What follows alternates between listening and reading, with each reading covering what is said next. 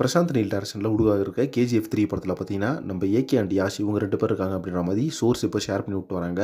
இந்த ஒரு விஷயத்தான் பார்த்தீங்கன்னா இப்போ சோஷியல் மீடியாவில் பயங்கர வைரலாக போயிட்டு இருக்கு. ஸோ ஃபர்ஸ்ட் ஆஃப் ஆல் வந்து கேஜிஎஃப் 3 படத்தை எடுக்க முன்னாடி நம்ம பிரசாந்த் நீல் பார்த்தீங்கன்னா ஏகே வச்சு AK-65 படத்தை வந்து பண்ணிடுவார். அதுக்கப்புறமா AK-66 தான் பார்த்தீங்கன்னா நம்மளுக்கு கேஜிஎஃப் 3 அப்படின்ற மாதிரி டிடி நெக்ஸ்ட்லேருந்து ஷேர் பண்ணி விட்டுருந்தாங்க. இந்த ஒரு நியூஸ் கேள்விப்பட்ட உடனே ஃபேன்ஸ்க்காக ஒரு பயங்கரமான ஹைப்பு. ஸோ ஏற்கனவே பார்த்தீங்கன்னா பெரிய பத்திரிகையாளர் ஒருத்தர் ஷேர் பண்ணி விட்டுருந்தார். யூடியூப்ல எல்லா சேனல்ஸ்க்கும் இன்டர்வியூ கொடுத்தாரு. அவர் என்ன சொல்லியிருந்தார் அப்படின்னு பார்த்தீங்கன்னா, உட்பாடகளி படத்துக்கு அப்புறமா ஏகே இணைகிற படம் அப்படின்றது ஒரு pan India producer, pan India director அப்படின்ற மாதிரி சொல்லியிருந்தாரு. அந்த டேரக்டர் பேரையோ இல்லை வந்து ப்ரொடக்ஷன் கம்பெனி பேரையோ அவர் சொல்லவே கிடையாது. பட் ஆங்கருக்கும் பார்த்தீங்கன்னா ஒரு பயங்கரமான ஆர்வம். சார் அந்த ப்ரொடியூசர் யாருன்னு சொல்லுங்க சார், சார் அந்த டேரக்டர் யாருன்னு சொல்லுங்க சார் அப்படின்னு கேட்டதுக்கு அந்த ஒரு பத்திரிகையாளர் பார்த்தீங்கன்னா சொல்லவே இல்லை.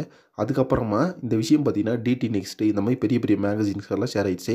கண்டிப்பாக அந்த பேன் இண்டியா டேரக்டர் வந்து பிரசாந்த் நீல் தான், அந்த ப்ரொடக்ஷன் ஹவுஸ் பார்த்தீங்கன்னா ஹோம் வேலி ஃபிலிம்ஸ் தான் அப்படின்றது. ஸோ நினச்சி பார்க்கும்போதே ஒரு தெரிய லெவலில் கூஸ்பம்ஸ் கிளம்புது. இந்த ப்ராஜெக்ட் மட்டும் நடந்துச்சு அப்படின்னா ஏகே ஃபேன்ஸுக்கு ஒரு மரண சம்பவமாக இருக்கும். ஏன்னா பார்த்தீங்கன்னா அந்தளவுக்கு ஒரு ட்ரீம் காம்போ இருக்குது பிரசாந்த் நீல் அண்ட் ஏகே அப்படின்றது. ஸோ இப்போ பார்த்தீங்கன்னா இந்த படத்தோட அந்த ஹைப் அப்படின்றது வேற லெவலில் கொண்டு போய் வச்சிருக்காங்க. ஏன்னா பார்த்தீங்கன்னா AK-65 வந்து KGF 3க்கான லீட் இருக்குது அப்படின்ற மாதிரி சொல்லியிருக்காங்க. வெயிட் பண்ணி பார்க்கலாம் பைஸ், இதோட தகவல்கள் வந்து தொடர்ந்து என்ன ஷேர் ஆகுதுன்னு சொல்லிட்டு. எப்படி பார்த்தாலும் இந்த படத்தோட ஷூட்டிங் அப்படின்றது நெக்ஸ்ட் இயர் ஜனவரியில் தான் ஸ்டார்ட் பண்ண போகிறாங்க அப்படின்ற மாதிரி தகவல் போயிட்டு இருக்கு.